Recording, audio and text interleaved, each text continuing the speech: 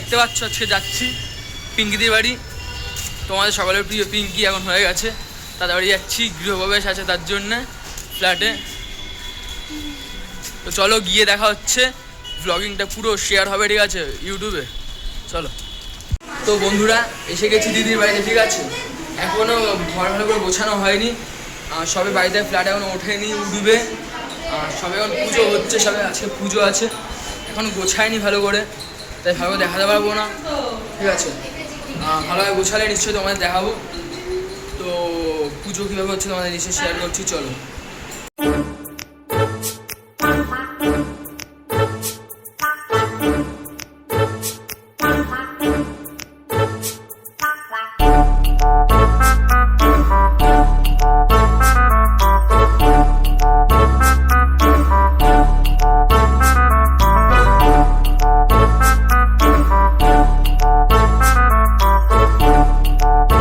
তারপরে আমরা চলে আসি পুজোর এখানে।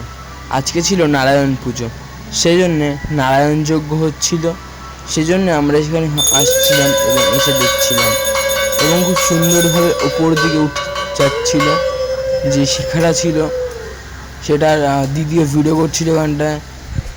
তো যজ্ঞটা খুব সুন্দরভাবে হচ্ছিল।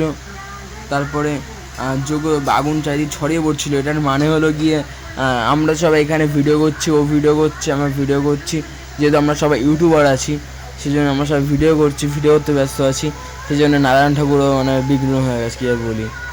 তারপরে ব্রাহ্মণ আমাদের আশীর্বাদ করলো, জল দিল, আশীর্বাদী জল, আশীর্বাদ জল দিয়ে আশীর্বাদ করলো আমাদের সবাইকে।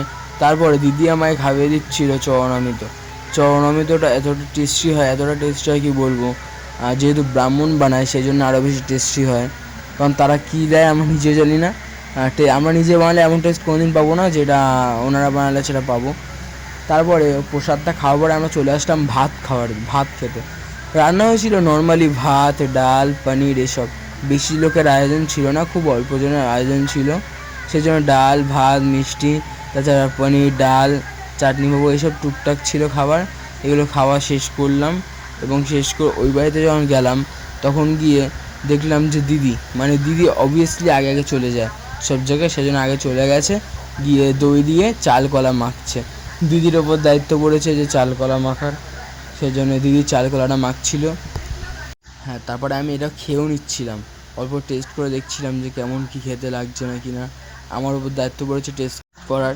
তারপরে একটা পিসি আমাদের এখানে এসে সিন্নি মাখছিল, সিন্নিটাও টেস্টি হয়েছিল, খুবই টেস্টি হয়েছিল সিন্নিটা খাওয়ার পরে।